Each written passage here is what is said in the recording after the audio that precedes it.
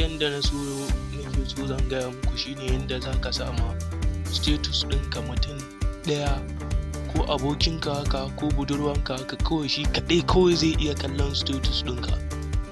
To bari mu je ga WhatsApp ɗin sai mu gani. Da Allah ba ko wannan channel ɗin ya daure ya danna mana subscribe sannan ya mazgi wannan hatimi na ƙararrawa domin samun sababbin shirye-shiryenmu da zarar mun ɗora. Ga WhatsApp ɗin sai mu buɗe WhatsApp.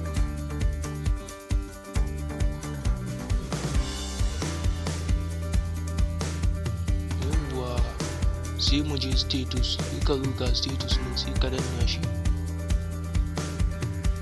ka buɗe shi sai ka zo nan ƙasa almakashi nan ga alamar rubutu nan ga alamar kyamara nan sai ka danna alamar kyamara.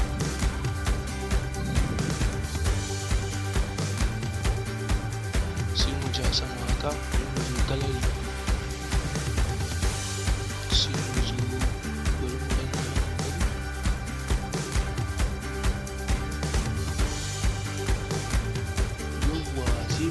a nan ne za mu zaɓi duk abin da muke so mu sa.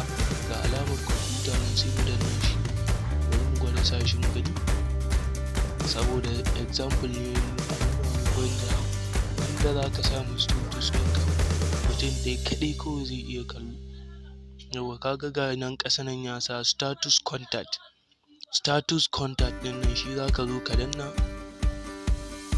Yawwa ka gani my contact accept my contacts ba gaba ɗaya only, sai ka zo gashi na ya sa only share with, sai mu danna shi zai zo a nan za ka zo kai selection ɗin kawai iya wanda kake so. Ka gani in shi kaɗai kake so kawai ka danna shi sai ka danna good gashi na a ƙasa. In shi kaɗai kake so wato ya kalli status ɗin kake.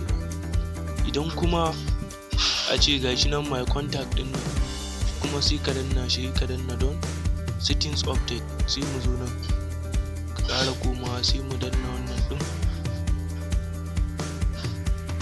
sai mu zo mu koma baya sai mu ƙara danna status wannan kaga a nan ne sai mu zo mai da shi yadda yake kamar yanzu dai kun ga yadda za ku sama mutum ɗaya budurwarku ko dai wani abu wanda zai kalli status ɗinku cikin sauƙi ba tare da ka sha wahala ba. Nan duka muka karo ƙarshen shirin namu. Da Allah ba ko wannan channel din ya daure ya danna mana subscribe sannan ya mazgi wannan hatimi na ƙararrawa domin samun sababbin shirye-shiryenmu da zarar mun ɗora. Mun gode.